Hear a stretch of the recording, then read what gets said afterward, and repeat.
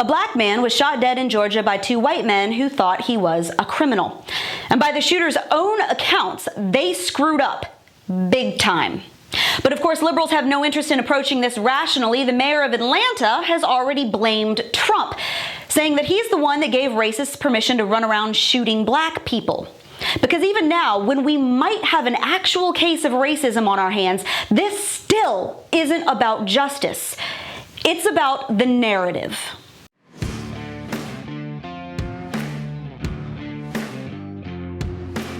By now you've seen the story, but we'll recap real quick for the folks in the back. Last week, a video went viral online showing a black man being shot dead in the street by two white guys in a pickup truck.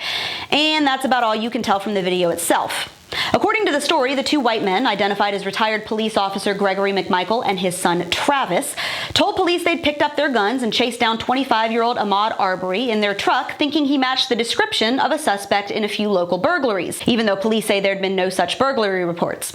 When they confronted Arbery, a struggle ensued. The video does not make it clear who started it or why, but by the end of it, Arbery was lying dead in the street from a shotgun blast. According to local reports, the cops who responded to the scene wanted to cuff the shooters right then and there, but they were told to stand down by the DA's office. It took 2 months of viral video and an effort by the Georgia Bureau of Investigation for the McMichaels to finally be arrested. And that is a problem. So now we're all caught up. Now, of course, many people are pointing to this as a racist attack, which is a fair question. By the shooter's own admission, they chased Arbery down because they assumed he was a criminal, but they admitted they didn't know for sure. And it is a fair question to ask whether they would have made that same assumption if he'd been white.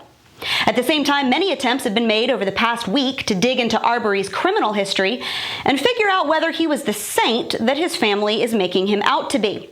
Surveillance video from just before the shooting shows Arbery walking around an open construction site.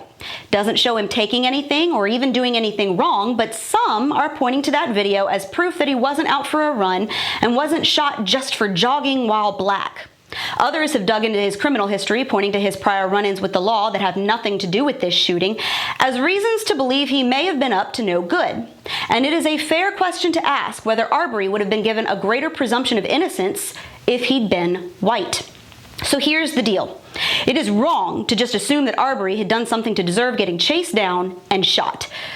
Just like it's wrong to assume the two guys who shot him are automatically a couple of skin-headed racists. Maybe they are, maybe they aren't. The question we really should be asking is whether it's okay in a lawful society for two men to take it upon themselves to chase down another man with their guns on the assumption that he'd done something wrong. But we can't seem to look at this rationally, because the narrative is what's important.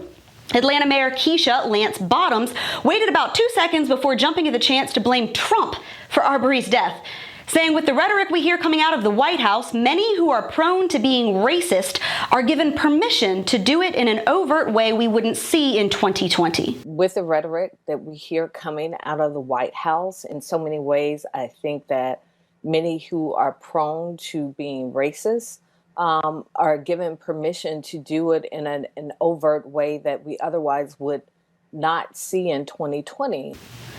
Do you want to know why some people are so skeptical of these stories even when they seem clear-cut? This right here.